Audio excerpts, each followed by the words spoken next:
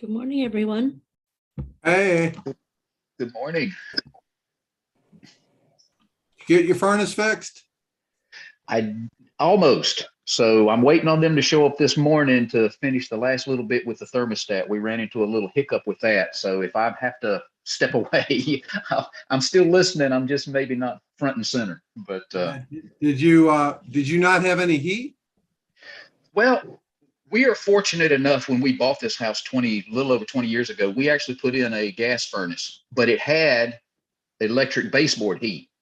So when the heat went out, we just switched back over to electric, and it's been fine. And I flipped out when I saw the power bill, but through further evaluation, we realized that with what we spent last year for gas and electric versus this year just electric was pretty much in line. So it was just sticker shock is what it was. Yeah, yeah. It's kind of weird. My wife keeps track of the same month, the previous year, and stuff like that. And there's no rhyme or reason. It fluctuates. They just increased pretty dramatically with no notice or no explanation.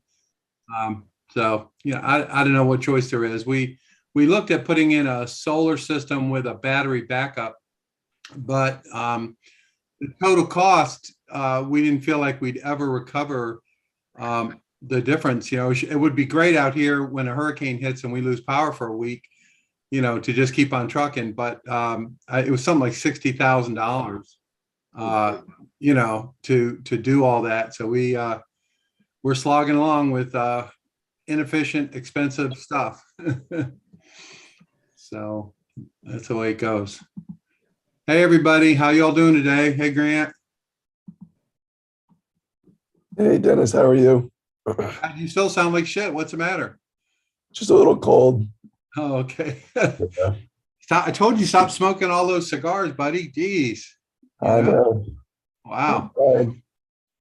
Yeah. Okay. Well, so today we're going to go through kind of an introduction to live streaming, and we're going to go through some materials that I kind of put together or found or whatever of how to do it. But I want to also point out that we have at least two people here today in Kime and Chris Carroll who have done this a lot. So I'm going to lean on you guys to really share your experiences and anything kind of inside baseball of what you've seen that works, versus maybe what some of the common wisdom is. So let me try this here. Okay, well, sorry about that. Let me see here. Okay. You'd think I'd learn how to use this computer by now, but apparently not. Okay. All right, so so what we're going to do is we're going to go through kind of an introduction. Some of you, this will be redundant, and others who are interested in learning about this will find it helpful. So we'll start there, and I'm going to hope that Kime and Chris feel comfortable jumping on when they do. So, all right.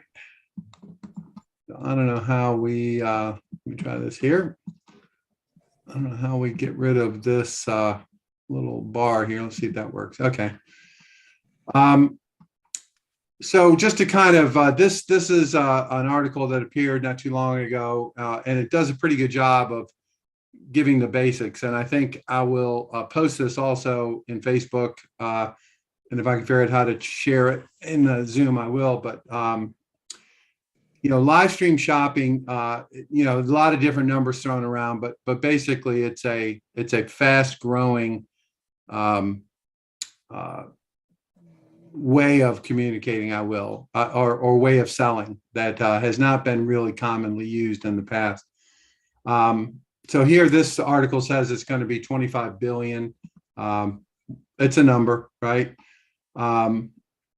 So in this article, which I'll be able to post, but this woman, Vivian Nugent, was actually, I believe, the first person to sell on Pop Shop Live, or one of the first. And she's a nursing student. she did her business on the side is something called Cinder Cake, which I did not look up on Pop Shop Live, but she did 60,000 in sales on Pop Shop Live in 2020. Just by way of comparison, so in China, where a lot of this idea kind of originated, they're thinking it's a $305 billion market in China, up from 63 billion in 2019. And a lot of people talk about this being like QVC, which we're all familiar with. I personally have never watched QVC or bought anything from them, but I am aware of it. And a lot of people feel that that's not a real good comparison because this is a much more personal way to connect with your audience. You get to speak directly to your audience. You can address the viewer directly. You can make that show tailored to the particular group of people that might be tuning in. And this to me is the competitive advantage for all of you smaller businesses. There's no competing with you and your personality and your ability to state your case about your business. To me, it's kind of like if you were in a really cool downtown somewhere, small town downtown, or even a big mall where there's just lots and lots of traffic. This is a way for you to stand out, and it's a much more what the right word is, assertive approach compared to the somewhat passive approach of just posting online kind of a catalog, a point and click catalog. Point and click, believe it or not, is more than 20 years old now, right? So Amazon came out, I think, in roughly 1995-ish, something like that, 96 maybe. And they're the ones who set the tone, right? You just have gazillion products. You have little pictures, you click on a little picture, you get a big picture, you get a description, all of the kind of standard things. And the original idea, some of you may not remember this, but back like in the 80s, when I was active in consulting and business, one of the really hot areas for consulting was direct mail catalogs. You all have received Land's End or the one up in Maine, LL Bean, I guess it is. And there's a million others, Plow and Hearth, et cetera.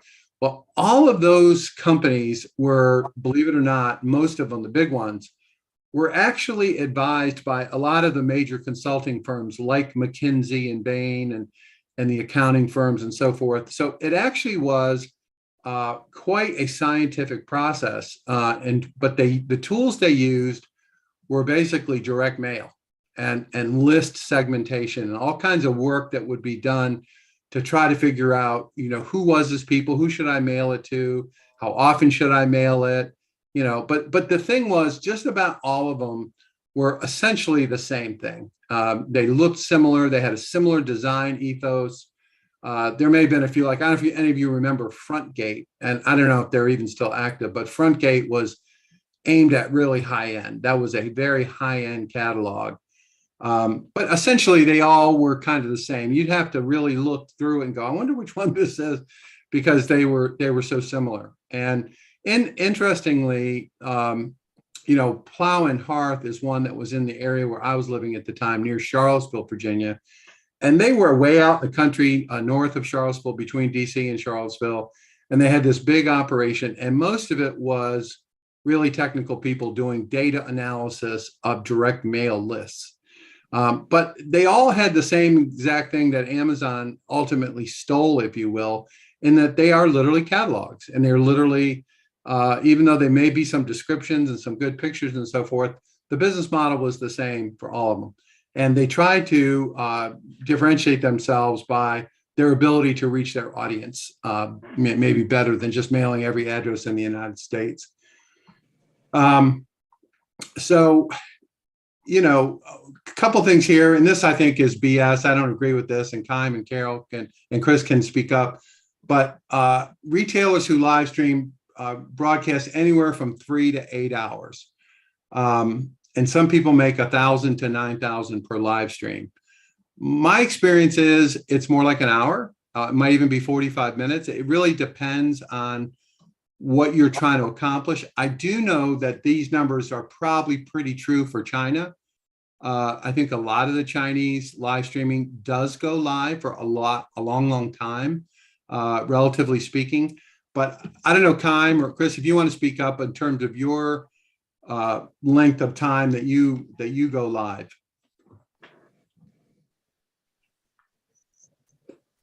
Honestly, the criteria, or at least what I thought or understood when we started Pop Shop, is they would like for you to do an hour.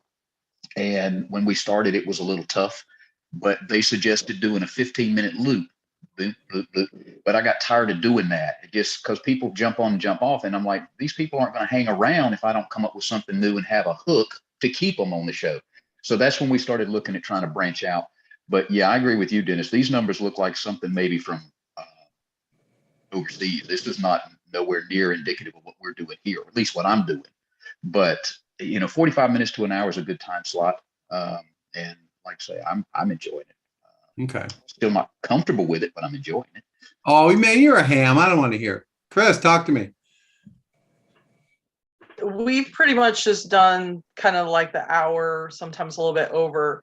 If I'm just talking about product, like Kime says, it's like I struggle with the same thing because, we only have so many products as makers, where a lot of these people have different, they have a really big catalog.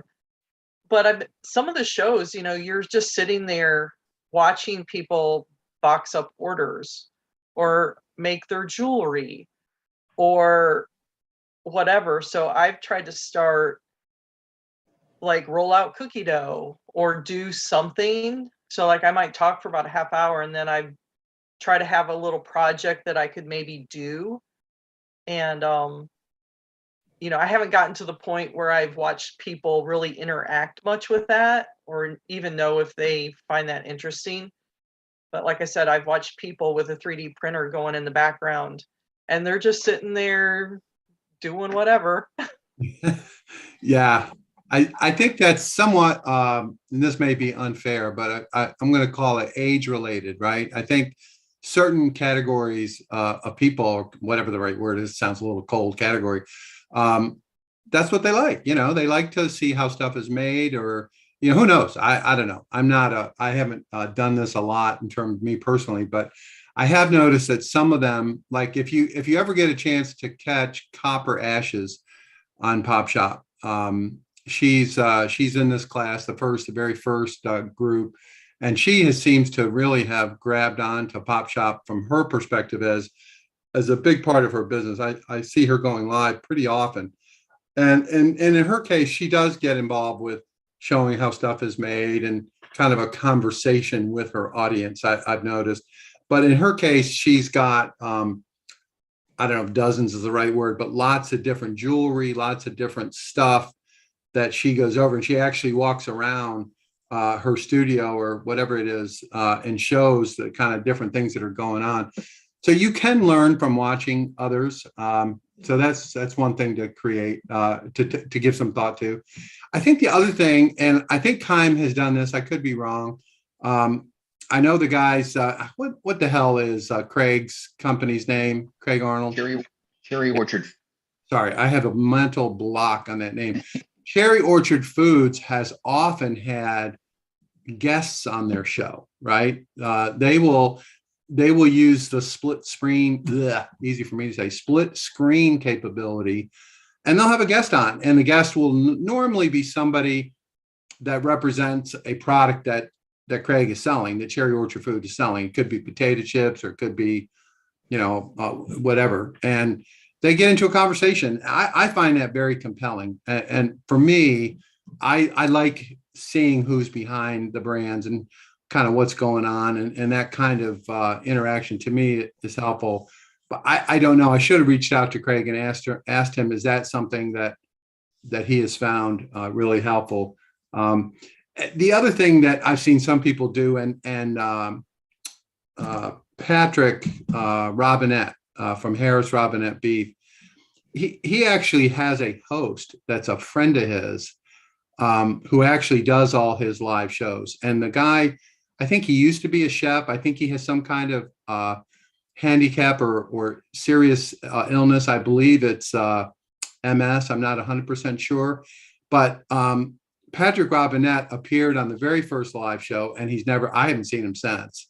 And this guy is really the face of the brand. He's hysterical. He's really funny.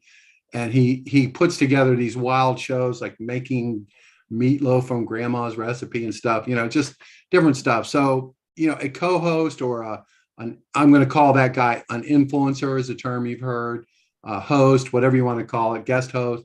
But I think these are all methods that can build engagement. I don't know if any of you remember from Shop Rural Day, if you had a chance to look at the guys in Greenville that make the recycled plastic. I'm having a hard time with names today, but that was the most insane live thing I have ever seen in my life. They were throwing things across their studio. They put up a bunch of stuff that they made, and they took a crossbow.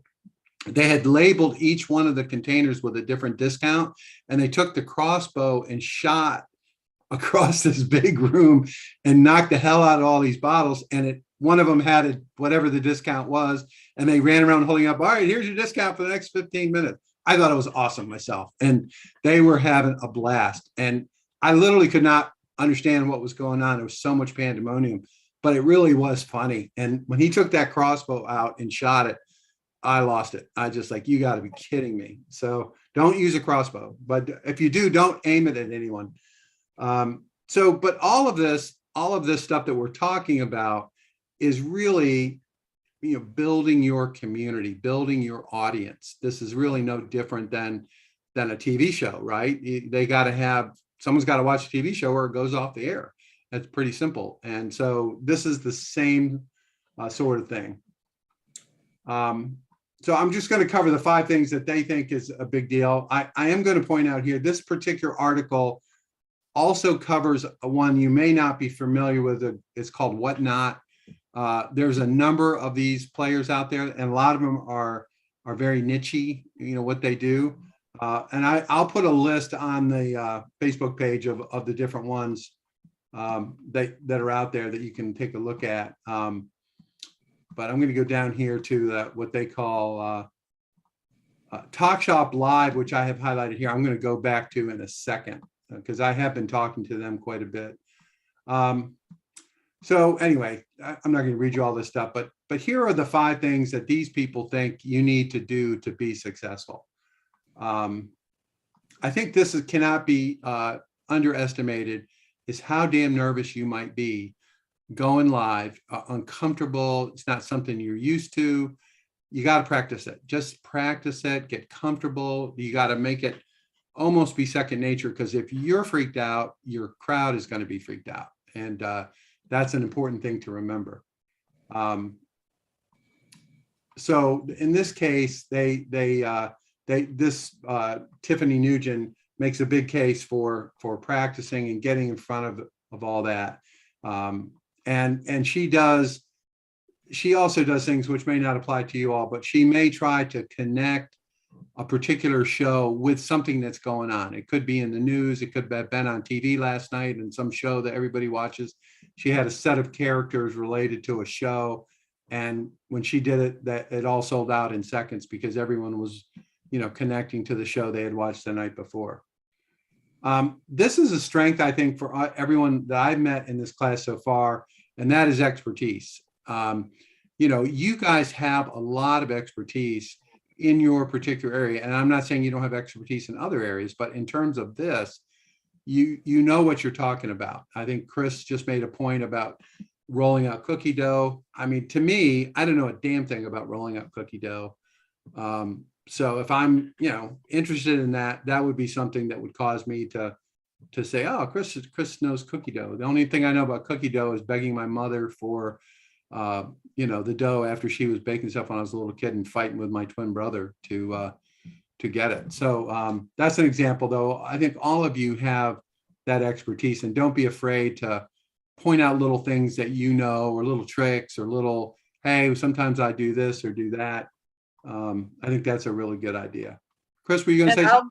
I'll just interject there. So someone I know was watching the first time I did that, and she found it really interesting because she does roll out cookie dough. And she said it was very obvious that I knew what I was doing because I was just so calm about it and talking and looking at the camera. So I think we sometimes forget to give ourselves credit for the things that we do know. I think even the littlest things we take for granted in our business, other people would find interesting. So don't overlook the mundane to interest people. Yeah. And I think, you know, it really goes back to the expertise thing.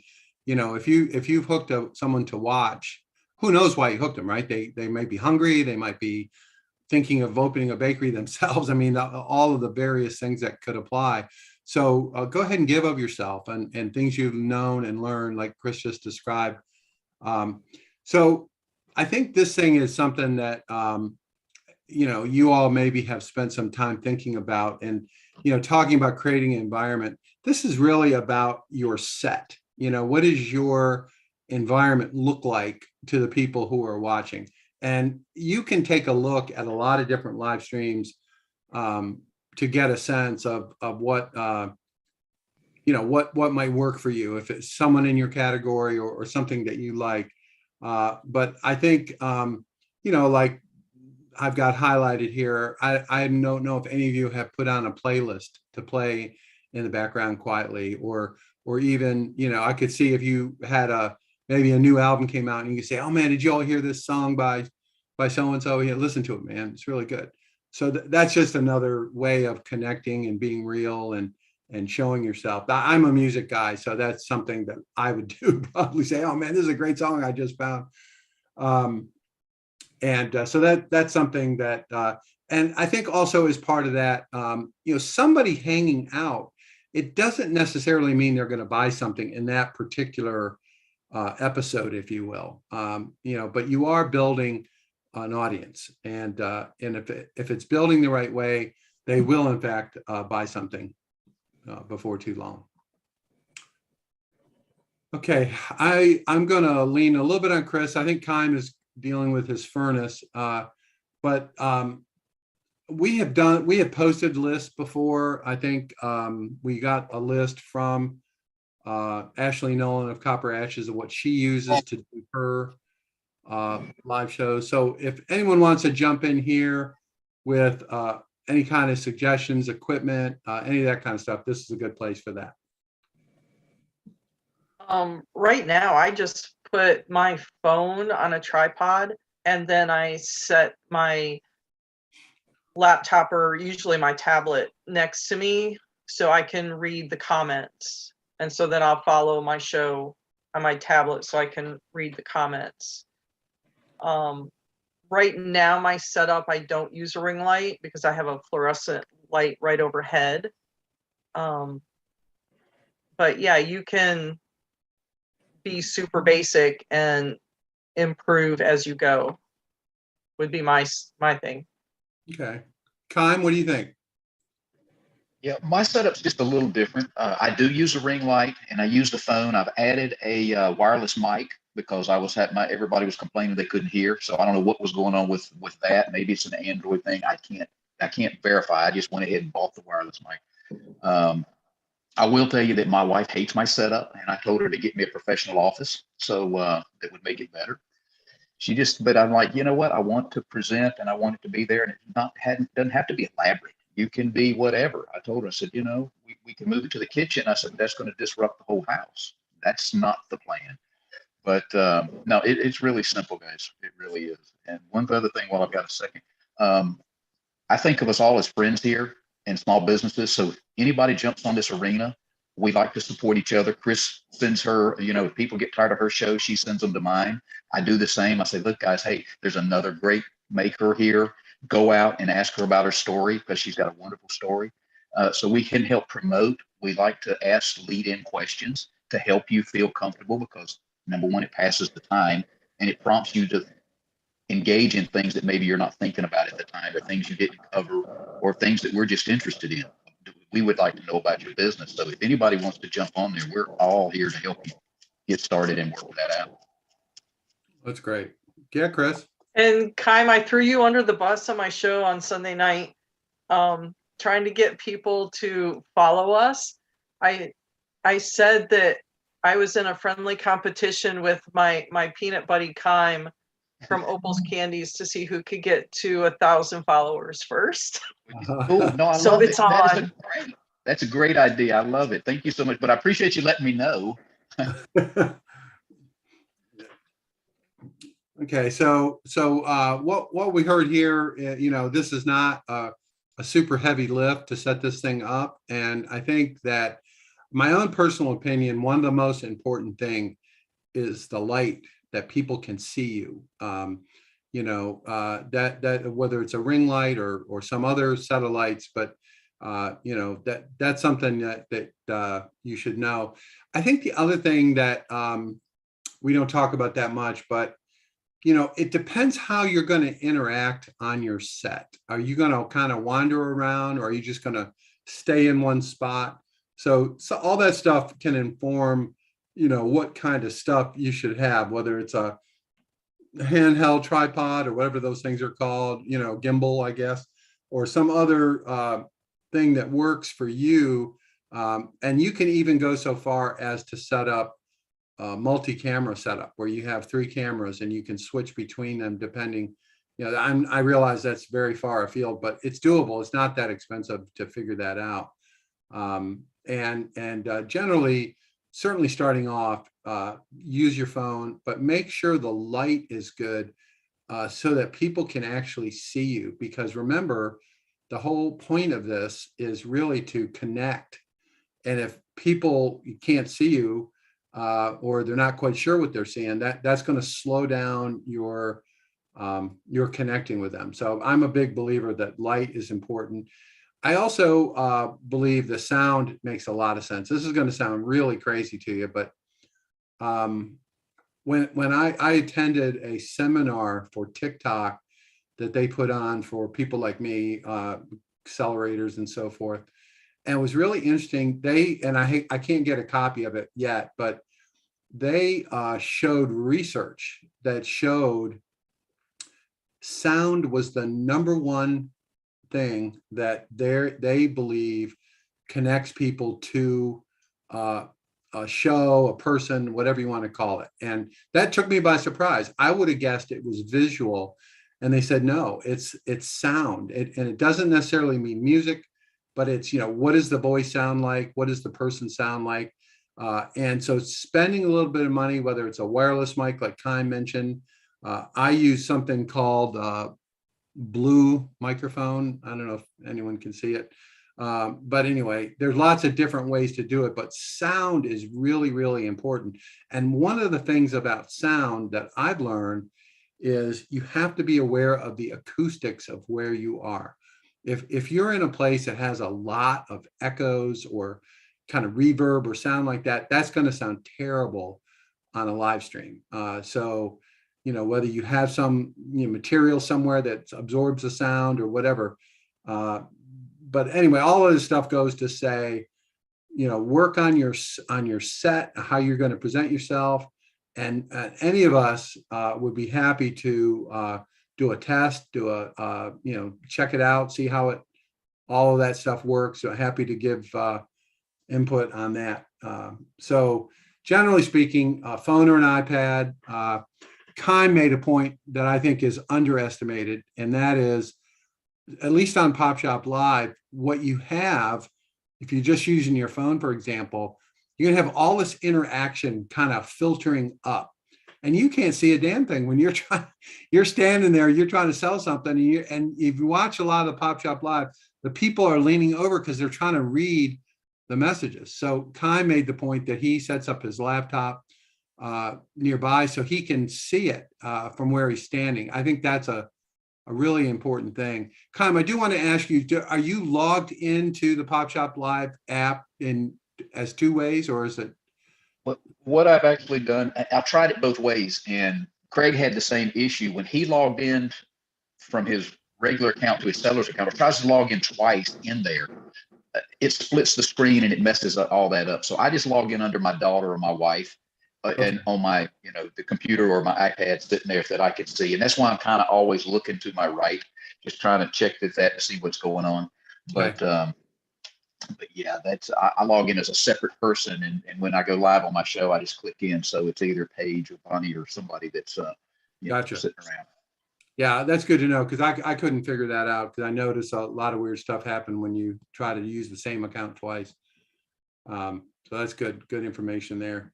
Any questions or thoughts at this point? Yeah, so on Pop Shop Live, could you actually, like for me, for my spices, could you actually like prepare a dish like during that hour to kind of show how to use one particular spice? Yes, and now that you're the perfect segue for where I was going next. Okay. So, I don't want to get too deep into this because it doesn't apply to everybody. But one of the things that I'm seeing that seems to be working really well, I don't know if you are familiar with Goldbelly. Are any of you familiar with that? Yes. So what Goldbelly has done, they've actually turned it into a thing, right? So what they do is you go on Goldbelly and you see that a show is being advertised, a live streaming show. And as part of that, you buy the ingredients for whether it's make a pizza or whatever it is, and they ship the stuff to your house so that when the show goes live, you can follow along and make whatever it is that they're making. And that has been very successful for them. They have taken a lot of chefs and they've created these opportunities for them to essentially charge for a cooking class, is what it really boils down to. So that's kind of the nth degree, I guess. I haven't seen anything as sophisticated as that. But you will actually get everything you need to participate in the show. You'll pay money for that, for those items. And then the show comes on and only people who have bought the ingredients get to watch the show, is my understanding. Otherwise, it would defeat the purpose. So that's kind of an nth degree, but there are a lot of examples of people doing cooking classes or cooking demonstrations or even other kinds of demonstrations live. And, it takes a little bit more forethought as to how you set your studio up, how you set your quote set up, because, you might need a camera facing down, like on the stove or on the counter, as well as one that's got you on it, like a 2-camera setup. That's something you have to kind of look into. It's not as easy as what we're talking about here, but setting up your phone and a ring light and going to town, because you are actually showing them what you're doing and putting the ingredients. So you can see lots of examples of that on YouTube, cooking classes and other places. But I personally think, I think of someone like Chris as a baker, making all kinds of products. To me, Chris, you could easily do some kind of show like that where you make something and demonstrate it for people who want to, make some unique cookie or something that you make that they probably don't really know how to do it. And I believe you could charge for that by making the ingredients required. You don't just show people without, it's just an idea. Does that help? Yep. Okay. Yeah, kind of a friend of mine that she'll sell cookie kits, and you see a lot of people doing it with sugar cookies, and then they send you the royal icing and sprinkles and stuff to go with it. Yeah. And then each cookie kit has a theme, and she will make a video, like a reel or something, to give directions on how to decorate the cookies, to give examples. Yeah. And obviously little kids, are not decorating to that level, but it's just on her post on Instagram or Facebook. So it's not live, but again, it's showing people how to use your, a product that they bought and already picked up or had shipped to them. Yeah. Yeah. So the last thing on this particular page is, and this is where we're all kind of challenged by this, and that is consistency. Doing this on a regular basis. You never know when you'll have a breakout hit on your hands, right?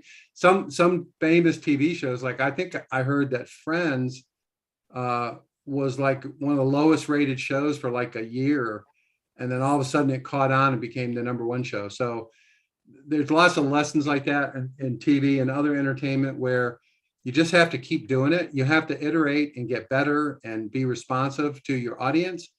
But don't expect that if you go live even 5 times, that you've built an audience, because a good chance you haven't yet. So that's something that it's a little bit counterintuitive. You go, God, I'm just doing this and nothing good is happening. But if it is good, if you have figured it out, it will eventually, really get going. The other thing is, and tomorrow I'm going to go into a little bit more detail, but so just for a second, so what Pop Shop Live is doing is a little bit unusual, I think, in that they are primarily an app, and you have to download that app to really get the benefit of their system. And so what that does is it kind of locks people into that ecosystem, because you got to have the app and so forth. When you're going live, when you're doing a live streaming, technically what's happening kind of under the covers is you are actually creating what's called an RSTMP stream.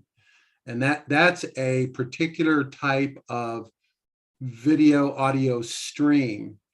And believe it or not, there are applications out there and things that hopefully I can introduce to you guys that will enable you to multi-stream. In other words, instead of going live and it only appearing on Pop Shop Live, you may be able to go live and have it appear a bunch of places. And we talked a little bit about this yesterday, I think. But the idea that you could have it on your own website is a really good idea. Or you can put it on Facebook, you can put it on Instagram, you can put it on YouTube, you could even potentially put it on LinkedIn. All of these places have the ability to accept a video feed, or a live feed as they call it.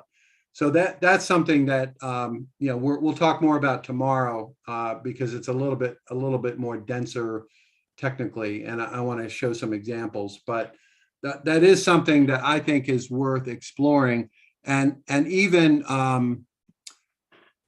even if it may be, I don't know this for a fact, but it may be that you're going to have to do Pop Shop Live separately because of the way they do it, right? Pop Shop Live has an app. They also do not leave the recorded shows up, right? So those are two things that you can solve in other ways, but I'm not sure I can solve it with Pop Shop unless somehow they made some changes technically that allowed it. So you may still end up going live on Pop Shop and then live on everything else separately. I don't know if I can combine all of those or not, but we'll look at it. And I think that the other thing which we talked a little bit about yesterday about this cross-selling, this ability to sell other products. I think I used the example of Kime selling barbecue sauce on one of his Pop Shop Live shows. Cross-selling is obviously a proven way to leverage traffic. I would argue that the more related it is to what you're doing, the more effective that cross-selling will be. But you can experiment and see, does that make sense? One really big purpose that I could see for almost all of you, if you were to approach the food bank or a charity in your area and do a co-event, where some percentage goes to the charity, that's something that I think would drive a lot of engagement and also cause, bigger organizations to promote you and to say, hey, we're partnering with Chris Carroll on this fundraiser for homeless lifeguards, so sign up, and the show is such and such a date, and that will be something where you could promote all of the locations that your show will be available, right? It'll be your website, it'll be the sponsor's website, it'll be Facebook, et cetera, et cetera. So bottom line kind of summary is do this on a consistent basis. It doesn't mean you have to do it hours every day, but if it's once a week or whatever it is, do it consistently, iterate, figure out if you're doing the right thing. Talk to Kym and Chris and others who have done this. I'm happy to give you my 2 cents on this, but I personally believe this is really a secret weapon for all of you, because I don't see how Amazon or anyone else can compete with you and your uniqueness and your personality and your ability to connect with people. It's a killer advantage that you guys have and that you can use really, really well. And so just be thinking about it. And also I would encourage you, and I'll post this in the Facebook group, but there are a number of these live streaming applications. We talked about this Whatnot. There's another one called Network, NTWRK, another kind of niche-y place. But you can get ideas about people, what they're doing, and maybe even get some ideas of what they might be doing successfully. I could see, if you signed up for one of those shows and, ask a question to the host. Hey, how does this work for you? Is this great? Do you recommend this platform? You can interact. It's not some big secret. So feel free to do that. I think that's about it for today as far as what I wanted to cover. Are there any more questions or thoughts? I don't comments and maybe a question to Kym. So I feel like I've maybe done 5 shows, maybe 6, and I'm still throwing spaghetti at the wall of watching other shows and learning. So what Dennis says is, you just have to be consistent. I'm still early on in the learning phase. But you don't. So I've had some challenges with customer service with people that have purchased our stuff. And I don't have access to, I'm not able to contact our customers through PopShop. And I know I brought this up a while back, Dennis, in class, and I realized I did have a phone number and email address for a customer, but now that's gone away again. Oh, wow. Because I have, I'm showing a package that I shipped over 2 weeks ago as not being delivered. And I reached out to PopShop and is to see if there's a way to print a manifest, because even Monday we dropped off 10 packages at the post office, and they, PopShop, once you ship it, they make the money available to you to, Right. download it to your bank account. And we shipped all of those at the same time. And even then there was one package that doesn't get scanned until who knows where, when it gets to Rocky Mount. Yeah. And, so that money is held up, and Yeah. who knows? So this package from over 2 weeks ago shows it still hasn't been delivered. I have no way to reach out to the customer to say, hey, did you get it? And it just wasn't scanned. Or are they thinking that I'm slack and just not shipping their product? I don't know. Yeah.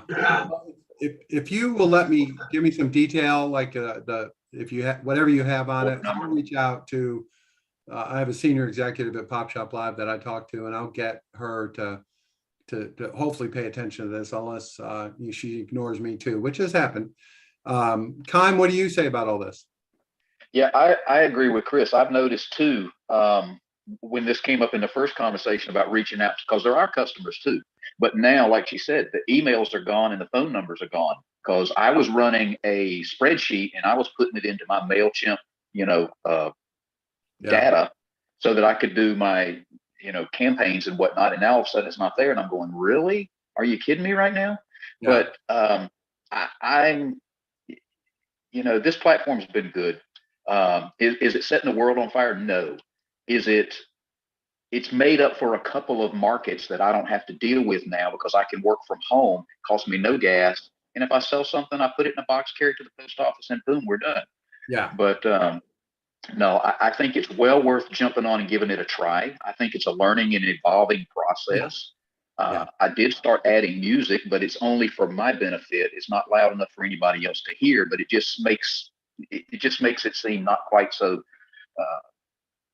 ominous, if you will, because there's nothing else going on but me talking, and you hope somebody's there because you really don't know because you're not And seeing you're dressed in a peanut suit. How and you're scary. dressed in a God help me. actually well, but I'm trying to make a point that we're the nuttiest, and I'm going to keep playing that until somebody takes my suit, I guess. Yeah. But I love that. We are the nuttiest. That's a great tagline. we are the nuttiest. Yeah. Now, whether and if they don't believe me, check my griddle out because we pack it full of nuts. But and if they don't like that, maybe they'll be entertained through the show. So either way, and I told them the other night that I'm the nuttiest show on Pop Shop, and I said if you don't believe me, buy a bag of brittle, check for yourself. So I mean, I just have fun with it, and we've got some regulars that pop on. We're doing 2 shows a week. We're signed up to do a regular free shipping Friday, and then our 5 after 5 on Sunday. So, and like I say, I'm trying to play with the times a little bit. 5 o'clock works really good on the East Coast, but not so much on the West Coast. So my Friday show is going to be at 5. My Sunday show is going to be at 8 this week. We'll see how the numbers play out and what happens with that. Is it fair time to say then, based on your comments, well, 2 things I'll react to. First one is you see this as potentially a replacement of a market that you otherwise would go to, Correct. a farmer's market, whatever. And Yep. so is it fair to say that you see the kind of results that you might get if you went to a market? Is that accurate? Oh yeah. Typically last year we'd do a market and it'd be anywhere from, $75 to $125 per market, 3 to 4 hour market. This year, they were, because of the logistics, it was 100 miles round trip to try to get that market in. I'm like, you know what? That defeats the purpose, especially with gas the way it is now. It was a break even proposition when I truly analyzed the numbers. So this year it's like, you know what? I can replace that sitting here at my house, just turning on my phone and having a conversation with people all across the United States. So, for me, plus it opens up opportunities to meet people. I mean, we've shipped packages to Hawaii, to Alaska, California, a big bulk to California. California at one point was 50% of all my orders. Now that's kind of, with the 5 o'clock shows, I've noticed that more of that's from Texas back east. It's not so much. There are still a few from California, but not quite as many. I think they're gravitating to more of a later show. So we'll see how that works out this week. Chris, what were you going to say? It sounded like you were going to say something. Oh, no, I agree with Kime as far as, trying to replace revenue from other areas. I mean, I'm not to a place where I'm replacing, a market from one show or, but again, like I said, I'm still learning. So, it's a process, and I think it's still of value to stick with it. The Pop Shop platform is constantly kind of changing, what features they add, or like I said, they took away email addresses. So I think they're still new and figuring it out too.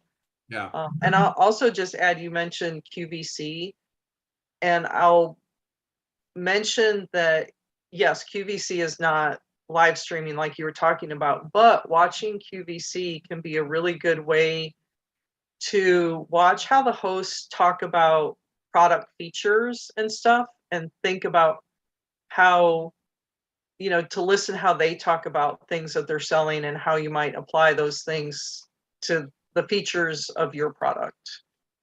Yeah, I think that's good. And I think, you can even see it on your local TV, right? You can see maybe commercials and how people might present their product to get you to give it a try or to be aware of it. Some of them are pretty funny, at least in our area. Some are really down home, make me laugh. So, there's lots of input that if you go looking for it, that you can do. And I appreciate everyone's comments. So I think in responding to Pop Shop Live, I will reach out to my contact and hopefully she'll be responsive. But this behavior, if you will, is very typical of venture funded marketplaces. I mean, this is exactly what Etsy did when they got started. When Etsy started, it was very personal. Everyone knew everybody. They knew the people at Etsy. And now they're like this juggernaut with millions of sellers, and they keep on raising the prices. They don't share any information. Same with Amazon. So by developing this capability on your own website or on other platforms, which you do control the customer, is part of my objective also, to help you get that information and use it for the benefit of your business, not for some platform somewhere that has been helpful and you're learning. It's great. But it's not the final destination has to be what I call first person data. It's got to be your customers. You get the data, you know who they are. You're responsive to your customers and not to some platform where you don't actually know anybody or hardly anybody. So I just want to make the point that I'm aware of that issue. I didn't know they were doing it so fast. They must be growing fast and doing well. So they're going to start turning the screws on people. Not surprising. But I will have some alternatives for you here. And I keep saying that, but I really will. Okay. Anyone else? Kat, is that good for you? Did you get a good sense of all this stuff? Yeah, I did have one quick question for Yeah. Chris and Kime. I was wondering, so shipping is one of my big, issues, because I tend to have very fragile and fairly expensive products that I'm, trying to get to where they're going. And I was wondering how you get the information off a pop shop of where to send the stuff, because like, for instance, I'm using UPS now. So once I have the information, I do have something that I can track later. Because like what Chris said is like my nightmare. Like, where is it? How do I find it? And then you can't find the people. So Yes. I'm wondering how they get you the information of the customers to begin with. You know what I mean? Like, how does that work on the live shows? Kime, you want to take a stab at it? Yeah, Chris? we can do. At the end of the show, usually what happens is you open the box and it's good for 12 hours. So after 12 hours, that shipping is closed for that. But it's a medium shipping USPS box, and it's up to 5 pounds. I think they told us the size was going to be a 12 by 10 by 9 or a 12 by 9 by 10 box. Up to 5 pounds is what you could actually ship for a flat rate shipping of $5.99. Unless you're on free shipping Friday, which is a totally different conversation. But once you get done, you can print out, you get a list of all the orders, and it'll print out a packing slip, and then you can print out a shipping label. So they generate the shipping label. It's through Shippo, through there, because they're collecting, and then it comes to you. Now, you don't have to go that route. You can set up your own shipping if you would like, and you can set up your own pricing for shipping. And that's Right. a totally different area. But for me, I've got a lot of smalls that, brittle's brittle. It may be a little few smaller pieces when you get it. But so I just went with the flat rate $5.99. But, but they do have options is what I'm saying, that you could do it and have it set up so that you take care of all the shipping and you build that price into that or an add on to your site. So, yeah, you're not obligated and locked into just this. Okay. Yeah. I think also, Kat, I don't know if you use Shopify or not.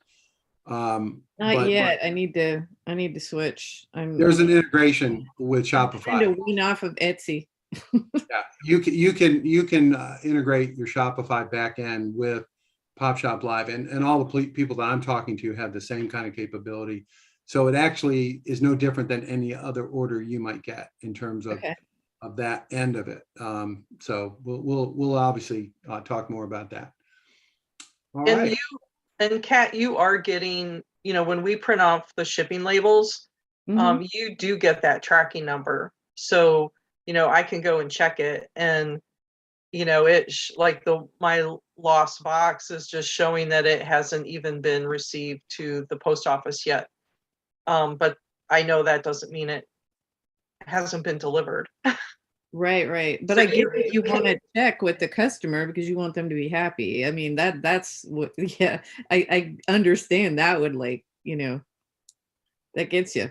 Yeah, I think it's fair to say that anything you can do that you're doing now, you're going to be able to do with this live streaming in terms of fulfillment. That's really, to me, it's not that it's a non-issue, but that's really, I mean, there's no reason to do it if you can't take advantage of the commerce, right? To me, it's just song and dance show with no payoff. So we'll talk more about that, but hopefully that gives you a start. So, all right. Okay, so I guess I successfully turned off. All right, well, if there's anything else, happy to talk about it. And if not, we'll see you tomorrow.